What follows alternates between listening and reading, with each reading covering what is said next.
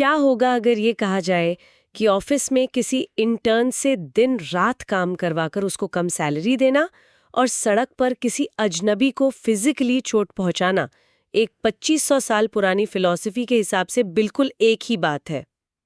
सुनने में थोड़ा अजीब लगता है ना? बहुत अजीब लगता है, क्योंकि आमतौर पर जब हम हिंसा शब्द सुनते हैं तो हमारे दिमाग में सबसे पहले तलवारें, बंदूकें या खून खराबा ही आता है। हाँ, हमारी पुरानी डिक्शनरी में हिंसा का मतलब बस यही है, किसी के शरीर को नुकसान पहुंचाना। सही कहा। लेकिन आज के हमारी इस गहराई से किए गए पड़ताल में ये डिक्शनरी पूरी तरह से बदलने वाली है। हम एक ऐसी चर्चा करने जा रहे हैं जो सुनने में शायद प्राचीन लगे, पर आज के मॉडर्न लाइफ के लिए एक कमाल का शॉर्टकट है। बिल्कुल। और आज हम जिस विषय पर फोकस कर रहे हैं वो है पंचाशील का पहला शील, मतलब प्राणी हिंसा से विरत रहना, जिसे पाली भाषा में पनाति पता वरमानी कहते हैं। तो चलिए इसको थोड़ा विस्तार से समझते हैं। देखिए, मैं अपनी बात करूं तो मुझे लगता है कि मैं एक बेहद शांति प्रिय इंसान हूं। मैं किसी पर हाथ नहीं उठाती। और यही वो सबसे बड़ा भ्रम है जिसमें ज्यादातर समाज जीता है। हम सबको लगता है कि हम तो बहुत नॉन वायलेंट लोग हैं। हाँ। पर क्या सच में ऐसा नहीं है? नहीं है। अगर हम हिंसा को सिर्फ अस्त्र शस्त्र या शारीरिक चोट तक सीमित कर देंगे तो हम इस दर्शन की गहराई को कभी समझ ही नहीं पाएंगे। ये कोई हत्या रोकने का कानूनी फरमान नहीं है। ये एक पूरा का पूरा माइंडसेट शिफ्ट है। एक माइंडसेट शिफ्ट। अच्छा, तो इस नए माइंडसेट के हिसाब से हिंसा आखिर क्या है? इसको 4 मुख्य और बहुत ही प्रैक्टिकल पहलुओं में बांटा गया है। पहला पहलू तो वही है जिसे हम सब जानते हैं, शारीरिक हिंसा, जिसमें हत्या करना या किसी को पीटना शामिल है, राइट? हाँ, लेकिन दिलचस्प बात यह है कि इसमें सिर्फ हत्या शामिल नहीं है, बात उस जीव के शारीरिक अनुभव की है। मतलब चोट लगने के अलावा भी कुछ? बिल्कुल। किसी जीव को बंधक बनाना, उसे उसकी नेचुरल आज़ादी से दूर करना, उसे भूखा रखना, ये सब भी शारीरिक हिंसा है। वेट, एक मिनट। तो इसका मतलब है कि पिंजरे में किसी पक्षी को पालना या किसी जानवर को बिना पूरा खाना दिए काम पर लगाना, क्या ये भी उसी कैटेगरी में आता है जहां किसी को पीटना आता है? हाँ, एग्जैक्टली। क्योंकि दोनों ही सिचुएशंस में आप उस जीव के शरीर पर अपना कंट्रोल थोप रहे हैं। आप एक ऐसी बॉडी के नेचुरल साइकिल में फोर्स के साथ इंटरफेयर कर रहे हैं जो दर्द महसूस कर सकती है। ओह वाओ, ये तो मैंने कभी इस एंगल से सोचा ही नहीं था। और इससे भी ज्यादा कॉम्प्लिकेटेड इसका दूसरा पहलू है जो हमारी रोजमर्रा की जिंदगी से बहुत करीब से जुड़ा है, और वो है मानसिक हिंसा। मानसिक हिंसा मतलब शब्दों से वार करना, जैसे किसी को गाली देना या अपशब्द कहना। गाली देना तो बहुत ही क्लियर फॉर्म है, लेकिन अगर हम इसके साइकोलॉजिकल मैकेनिज्म को समझें तो ये बहुत गहरा है। जैसे कि किसी को ताने मारना। सही पकड़ा। किसी के रंग, रूप, जाति, धर्म या देश के आधार पर उसे बार बार ताने मारना, उसे अपमानित करना, जिससे उसका सेल्फ कॉन्फिडेंस टूट जाए। एग्जैक्टली। साइकोलॉजी कहती है कि जब आप लगातार किसी को नीचा दिखाते हैं तो आप दरअसल उसके आत्मसम्मान, उसके सेल्फ वर्थ की हत्या कर रहे होते हैं। एक तरह से आप उसके अंदर के आत्मविश्वास को मार रहे हैं। सच कहूं तो ये सुनने के बाद मुझे लग रहा है कि मैंने अनजाने में शायद आज सुबह ही 2-3 बार मानसिक हिंसा कर दी है। देखिए, यही होता है। हाँ, जैसे ट्रैफिक में किसी पर चिल्लाकर या किसी कॉलीग को कोई चुभती हुई बात कहकर। ये सच में बहुत डरावना है कि हम दिन भर में कितनी बार वायलेंट हो जाते हैं और हमें पता भी नहीं चलता। और आज की चर्चा का मेन मोटिव यही है, उस ब्लाइंड स्पॉट को सामने लाना। और अगर मानसिक चोट इतनी गहरी हो सकती है तो इसका तीसरा पहलू तो शायद सबसे ज्यादा चौंकाने वाला है। तीसरा पहलू वो क्या है? आर्थिक हिंसा, यानी इकोनॉमिक वायलेंस। रुकिए, आर्थिक हिंसा? हिंसा की डेफिनेशन में इकोनॉमिक्स को जोड़ते हुए देखना, ये सच में नया नजरिया है। क्या पैसों के लेन देन को भी हम हिंसा मान सकते हैं? बिल्कुल मान सकते हैं। और समाज में सबसे ज्यादा टेंशन इसी से पैदा होती है। आर्थिक हिंसा का सीधा सा मतलब है किसी को इकोनॉमिकली इस तरह नुकसान पहुंचाना कि उसका लाइफ स्टैंडर्ड गिर जाए। जैसा कि हमने शुरू में बात की थी, किसी इंटर्न को अंडरपे करना। हाँ, या किसी मजदूर या किसान के पसीने की पूरी कीमत ना देना। किसी से उसकी क्वालिफिकेशन से 2 गुना काम लेकर उसे आधी सैलरी देना। मुझे यहाँ थोड़ा पुशबैक देना होगा। देखिए, क्या इसे हम सिर्फ मॉडर्न कैपिटलिज्म या फ्री मार्केट का नियम नहीं कह सकते? आपका पॉइंट समझ रहा हूँ। मेरा मतलब है, मान लीजिए मार्केट में एक इंसान कम पैसे में काम करने को तैयार है। फ्री मार्केट तो यही कहता है कि जो भी म्यूचुअल कंसेंट से तय हो वो सही है। तो अगर मैं उससे कम पैसे दे रही हूँ और वो राजी है, तो ये हिंसा कैसे हो गई?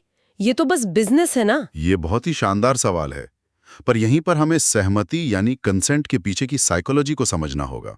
अच्छा, वो कैसे? जिसे हम फ्री मार्केट की सहमति कह रहे हैं, उसमें वो मजदूर दरअसल फ्री नहीं होता। वो भूख, गरीबी और मजबूरी के प्रेशर में आकर वो काम एक्सेप्ट करता है। क्योंकि उसके पास कोई और ऑप्शन नहीं होता। काम नहीं देती तो वो दरअसल उसके टाइम, एनर्जी और एक तरह से उसकी जिंदगी का एक हिस्सा सोख रहे होते हैं। ओह, तो ये बेसिकली एक्सप्लॉयटेशन है? बिल्कुल। इसे हम स्ट्रक्चरल वायलेंस कहते हैं, क्योंकि ये उस इंसान को गरीबी के एक ऐसे सर्कल में धकेलता है जहां से वो शायद ही कभी बाहर निकल पाए। बाप रे, ये तो चीजों को देखने का पूरा लेंस ही बदल देता है। जो काम हम लोग स्मार्ट बिजनेस समझकर कर रहे होते हैं, वो इस फिलॉसफी की नजर में एक कमजोर इंसान पर किया गया आर्थिक प्रहार है। और ठीक इसी तरह इसका चौथा और आखिरी पहलू सामने आता है वैचारिक हिंसा, यानी आइडियोलॉजिकल वायलेंस। वैचारिक हिंसा, इसका क्या मतलब हुआ? ये तब होती है जब कोई पावर, चाहे वो कोई संस्था हो या व्यक्ति, अपने पैसे या पोजीशन के नशे में दूसरों के विचारों को दबा देती है। मतलब फ्रीडम ऑफ एक्सप्रेशन छीन लेना। हाँ, पढ़ने लिखने पर पाबंदी लगा देना या किसी स्पेसिफिक आइडियोलॉजी को जबरदस्ती थोपना। लेकिन विचारों को दबाने को हत्या के बराबर कैसे माना जा सकता है? मेरा मतलब है, विचार तो कोई जिंदा चीज नहीं है ना। विचार जिंदा भले ही ना हो, लेकिन वो इंसान के जिंदा होने का सबसे बड़ा प्रमाण है। इंसान बेसिकली एक सोचने वाला प्राणी है। हाँ, थिंकिंग क्रीचर। तो जब आप किसी के सोचने की कैपेबिलिटी को कुचलते हैं, तो आप उसे एक मशीन या गुलाम में बदल रहे होते हैं। साइकोलॉजिकल लेवल पर ये इंसान के अंदर एक बहुत गहरी घुटन पैदा करता है, जिसे हम कॉग्निटिव डिसोनेंस कहते हैं। एकदम सही।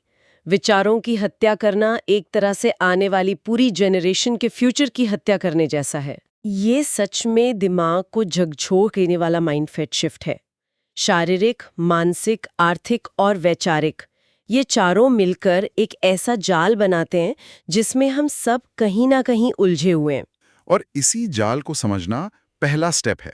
लेकिन अगर हिंसा इतने अलग अलग और छुपे हुए फॉर्म्स में हमारे आसपास मौजूद है, तो उसको रोका कैसे जाए? खाली नेगेटिव लिस्ट बनाकर तो काम नहीं चलेगा ना। यहीं पर इस दर्शन का सबसे खूबसूरत और पॉजिटिव हिस्सा शुरू होता है। ये फिलॉसफी सिर्फ इस चीज पर टिकी नहीं है कि आपको क्या नहीं करना है। ये कोई चेकलिस्ट नहीं है। तो फिर क्या है? ये पॉजिटिव तरीके से सभी प्राणियों के प्रति प्रेम, करुणा और मैत्री भाव रखने की एजुकेशन देती है। और इसका जो मेन इंजन है, वो एक बहुत ही सिंपल साइकोलॉजिकल कॉन्सेप्ट पर चलता है। एम्पैथी। हाँ, एम्पैथी या परानुभूति, जिसे लोग अक्सर गोल्डन रूल भी कहते हैं। जैसा मैं हूं वैसा वो भी है। मतलब खुद को पूरी तरह से दूसरे की जगह पर रखकर देखना। बिल्कुल। जो शारीरिक दर्द मैं महसूस करता हूं, वही दर्द सामने वाला भी महसूस करता है। और जब कोई मेरा अपमान करता है, तो मुझे जो घुटन होती है, वही मेरी कड़वी बातों से दूसरों को भी होती होगी। सही बात है। और आर्थिक रूप से जब मेरे पैसे कोई मार लेता है, तो मुझे जो बेबसी लगती है, ठीक वही बेबसी उस मजदूर को होती है जिसको मैं अंडर पे कर रहा हूं। ये बहुत ही पावरफुल कॉन्सेप्ट है, क्योंकि ये रूल आपको बाहर से कंट्रोल नहीं कर रहा, बल्कि आपके ही दर्द के एक्सपीरियंस का यूज करके आपको दूसरों के लिए सेंसिटिव बना रहा है। और अगर हम इस आइडिया को थोड़ा बिगर पिक्चर में देखें, तो समझ आता है कि ये शील समाज में शांति और बैलेंस के लिए इतना इम्पोर्टेंट क्यों है। कैसे? थोड़ा समझाइए इसको। जरा सोचिए, अगर सोसाइटी का हर इंसान सिर्फ इस एक शील का, जिसमें चारों तरह की अहिंसा शामिल हैं, पूरी ईमानदारी से पालन करने लगे, तो क्या होगा? फिर तो शायद हमें पुलिस या कोर्ट्स की इतनी जरूरत ही ना पड़े। एग्जैक्टली। ये सोसाइटी के अंदर से पैदा होने वाला बैलेंस होगा। जो जैसा बीज बोएगा वैसा फल पाएगा। ये एकदम नेचुरल लॉ की तरह काम करेगा। ये लेवल पर तो सुनने में बहुत ही आइडियल और यूटोपियन लगता है, लेकिन और यहीं पर मेरे दिमाग में एक बहुत ही प्रैक्टिकल सवाल उठ रहा है। पूछिए।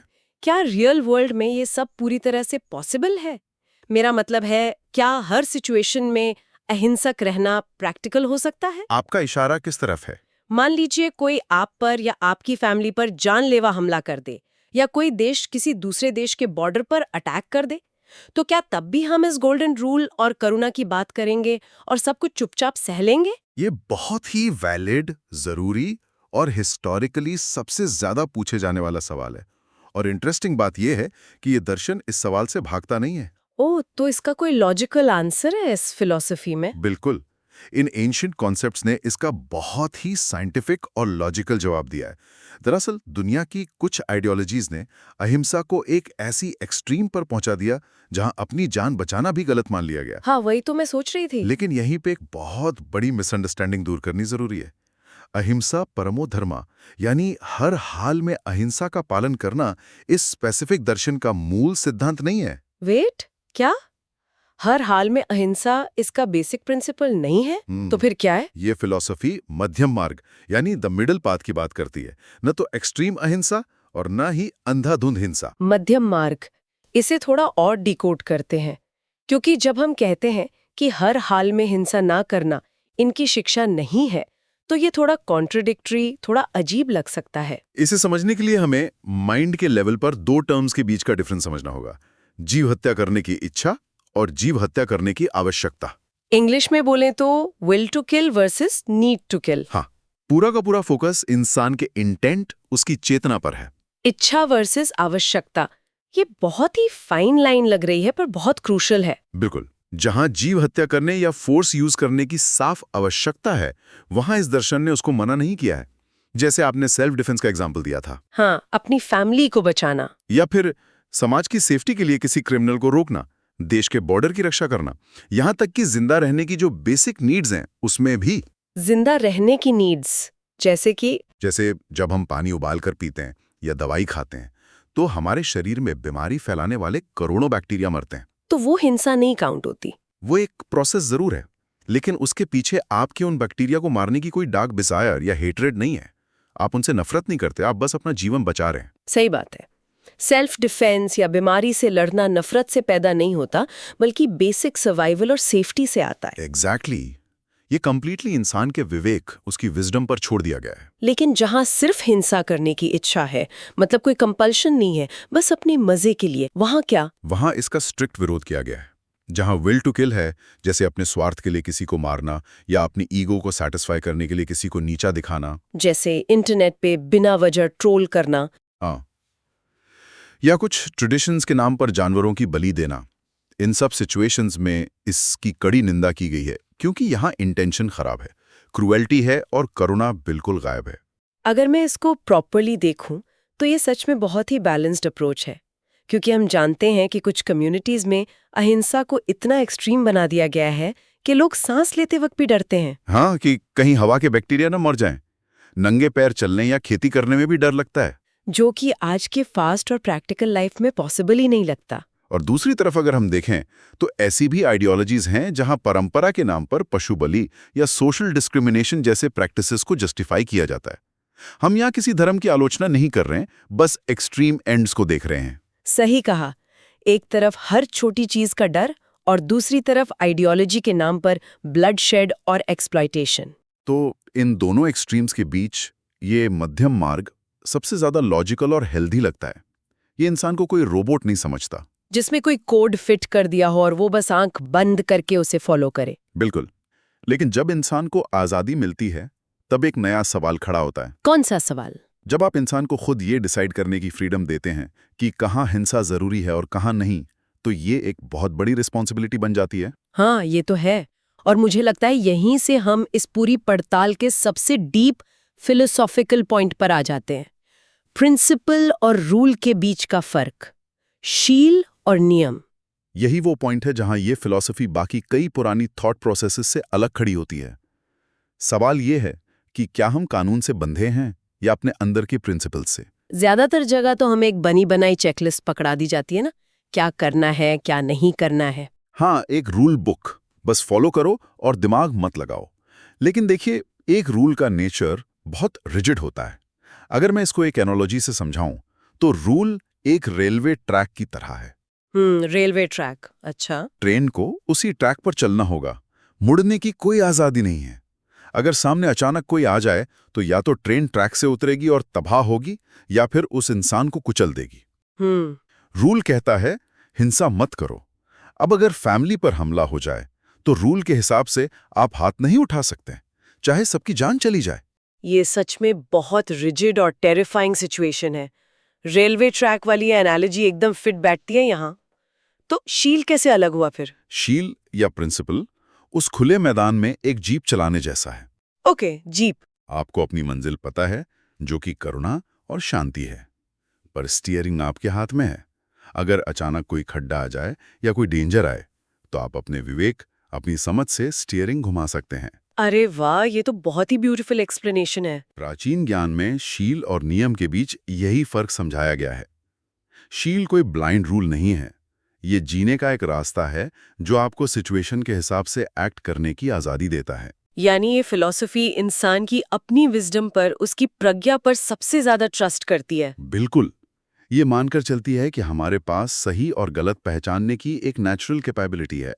जब लाइफ में कोई कॉम्प्लेक्स सिचुएशन आए, तो आपको किसी रूल बुक के पन्ने नहीं पलटने हैं, बल्कि अपना दिमाग लगाना है। हाँ, और ये देखना है कि यहाँ एक्शन लेने की नीड है या मेरे अंदर छुपी कोई डार्क विल। तो इस सब चर्चा का फाइनली क्या मतलब निकलता है? अगर हम इस पूरे डीप डाइव को सम अप करें, तो सबसे पहली बात ये सामने आती है कि हमें वायलेंस को देखने का अपना चश्मा, अपना लेंस बदलना होगा। सही बात है। हिंसा सिर्फ वहां नहीं जहां खून बहता है। बिल्कुल।